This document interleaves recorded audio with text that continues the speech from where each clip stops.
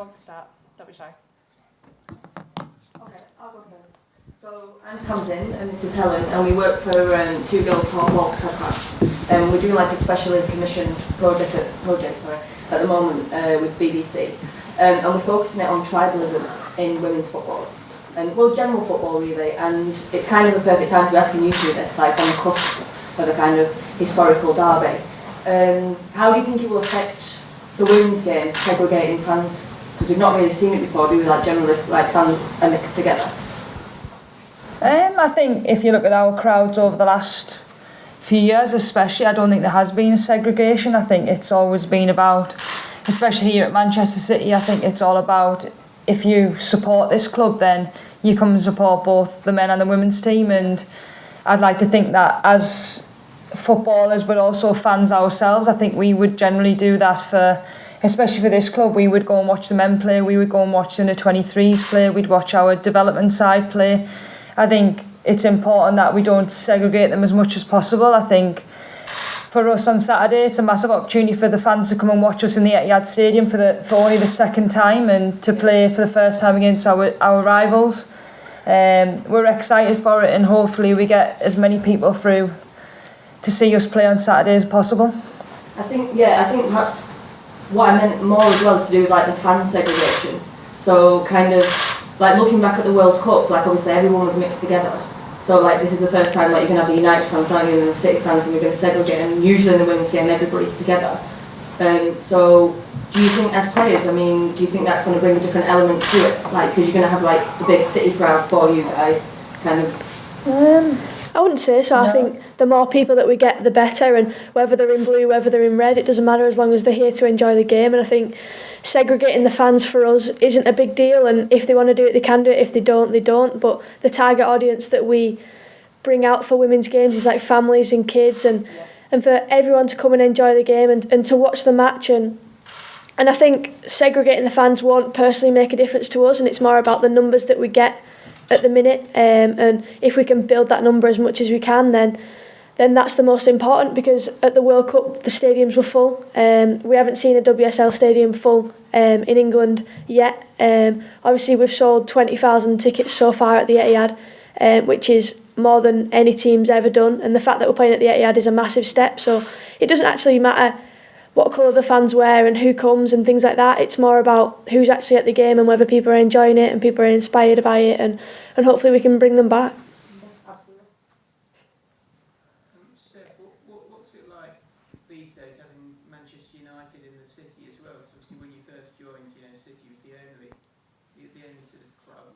What's it like having that rivalry to begin with? Yeah, it's exciting. Obviously, I think everybody's been dying for a Manchester derby in the Women's Super League, and obviously last year when Manchester United said they were going to be in the Championship and they were fighting for promotion, I think as players and as staff we get excited by the prospect of having them in our league, and now to have it as our first game, I think it's going to do this game the world of good. I think we need to push rivalries, we need to push derby days, and there's no bigger than this one coming on Saturday.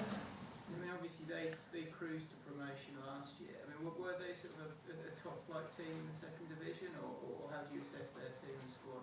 I think it's quite similar to how we started out. I think if I look back at our first team in 2014, I think you had 4 or 5 players that were international players that you're really relying on their quality, and the rest of the team, they worked hard to improve as much as they possibly can. And it's similar to United. I think they built a team from scratch. They did very well. They got themselves promoted in their first opportunity, and I think when you move up to our league, there's such a difference between the two leagues in terms of quality and technical ability. I think they've obviously recruited the likes of Jackie Groening, who's a fantastic player, and they'll be looking to strengthen their squad, I'm sure, over the next couple of seasons. But look, I think for us it's all about what we can bring to the table, what the quality we have in our team, and I'm really confident in the group of players that we have. Georgia, amazing goal, by the way. Thank you. How much are you looking forward to playing in the Etihad? Would you like to score your team playing that stadium more? Yeah, I think it starts the season off with a bang. It means that we're here to compete for something because we're kind of setting the tone for the women's team. We're in the Etihad, we've sold so many tickets, and it's going to be a massive day, have it being the derby as well. No days get much bigger than that, and obviously the opportunity to play in there for the first time for me personally and for a lot of the girls. So we are massively excited, and yeah, it's just an exciting time to be alive. I think the fact that pre-season's come and it's gone so quick, and obviously we've been away with England and now we're kicking off the season, we're ready to get going and just to see what happens. And we had a good season last year with the trophies that we won, and we want to better that this year. And obviously we've got the Champions League to play for as well this year, and the free domestic trophies. But we're just massively looking forward to just getting going now, and we're fed up of running in lines and we want to run on the pitch. You both will obviously know a lot of the United team. Has there been any chats this week or leading up to the game?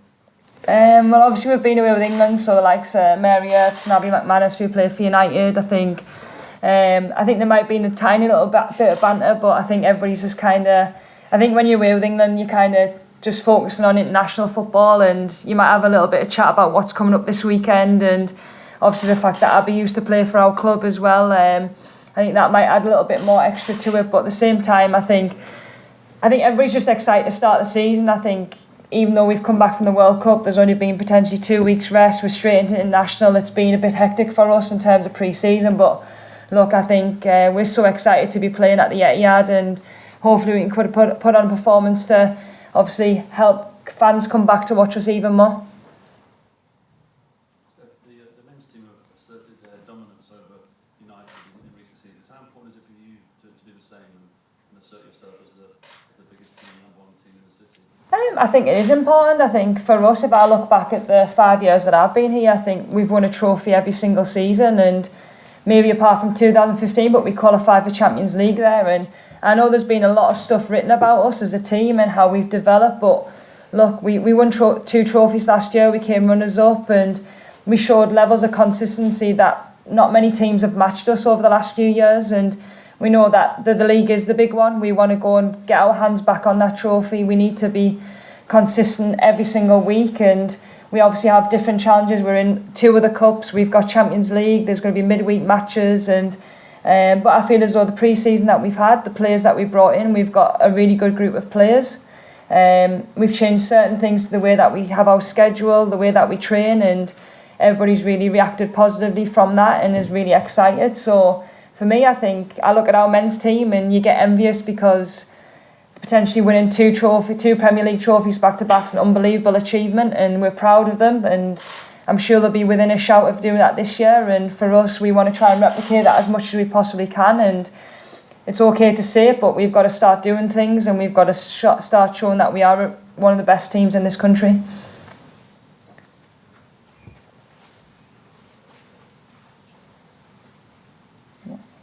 Have you had much demand from family and friends for tickets? Is this different from usual games? You have family friends that you didn't know you had. Yeah, I think it's similar to a World Cup, I think, situation where there's big games and big stadiums and it's a derby, and yeah, I think obviously normally we only get a few tickets per match, but it's like, right, okay, we've doubled the allocation. I'm going to need probably a few more than that to be coming, to be honest, but yeah. They're only £7, so if you want one. And are the dimensions of the pitch different to here? Will playing in a bigger stadium affect the way that you play the game, and will it be easier for Manchester City than Manchester United because your side have more experience of the big ground and a big stadium? The Etihad's the same size as that pitch, so I think for us it's not going to be much different. We train on them pitches every single day, and of course it's going to be a big occasion. Of course there's going to be a few nerves, there's going to be people that are excited, and I think when you step into a stadium like that and you're playing at the home of the English Premier League champions as well, I think it is pretty special. And for where we've come from and where we are today, I think to be able to, I remember playing in 2014 against Everton in that stadium and only having 2,000 fans, and we weren't at the level where we are now and play the football that we are. So for me, I'm excited to show what we're about, and I think obviously Georgia said about 20,000 tickets being sold, but we like to see if people we could walk up on the day. I'm hoping the weather's going to be nice and people can come and watch a really good game of football. Steph, obviously we've got used to the Man City defence looking a certain way over the years with Abby being here and Jen being here.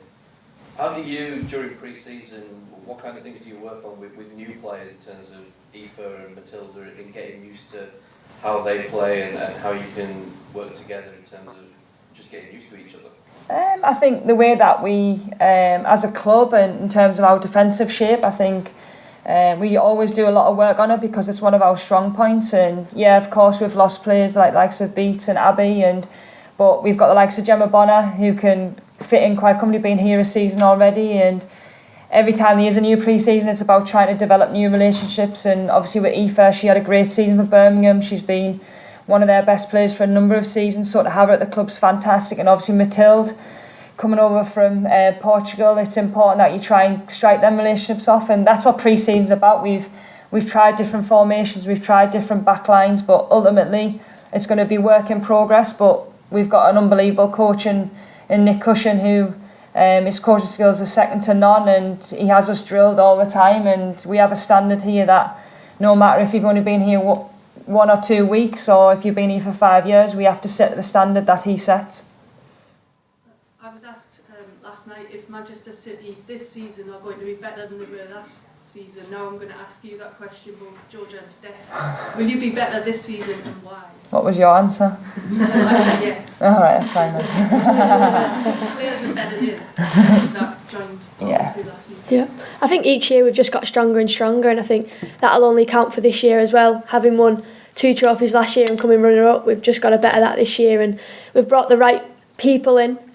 We've got people that absolutely love Manchester City and that want to come in every day and give it their all, and they're amazing people as well, so they understand the fact that playing for City is more than playing for City, and that it comes with a whole package, and that we're a team that's created a culture that is unbreakable. And I think they've come straight into that, and they've understood that, and they've basically joined our culture, haven't they? And I think it's important for them to understand that we're a winning team, which has been installed in them from day one. And obviously the reason why we signed them is because they want to win, and that's basically our mindset, that everything that we participate in and everything that we want to play in, that we've got to win. And if you're not there to win it, then what's the point in even taking part? And I think that's the kind of culture that we've created, in the sense that we'll do anything to win. And yeah, like, it's exciting. I think the pre-season that we've had, the performances that we put against the teams in America, were exciting, and I think people actually enjoyed watching us play. The build-up was unbelievable, and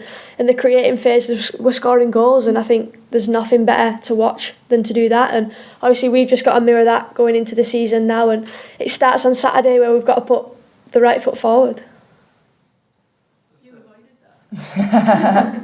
No, I mean, obviously I'm going to echo what Georgia said. I think, of course, every season there's going to be a lot of changes, and we have lost players with big personality who have been for a long time. The likes of Beats was unbelievable for this football club. But look, I think all our focus and energy is on the players that are here. We've recruited really well. I think you look at the likes of Ellen White coming in. She's a match winner. She scores goals. And the likes of Laura Coombs, Aoife Mannion, they want to come in and they want to impress. And I think we always know that what we can control is how hard we work and how fit we are. And honestly, going in this pre-season, I know that we're fitter than any other team in this WSL. I know how much work we've put in, regardless of whether players have had 2 weeks rest, people have had 4 or 5 weeks rest, had 2 weeks training, whatever it might be. I think that's the mentality that we set, is that no matter what, you know your job individually. People are learning every single day, which is important. It keeps you on your toes. There's competition for places as well, which keeps it healthy. But I'd like to echo that our culture is very good. I think we need players here that want to be here, that are dedicated to making Manchester City successful. And we talk about consistently winning trophies. That's what we want to try and do. And whether it's over this next 2 years or years after, we need to still compete. And we're looking forward. The future is unbelievable for this football club. And like Georgia said, we just need to make sure we start well on Saturday.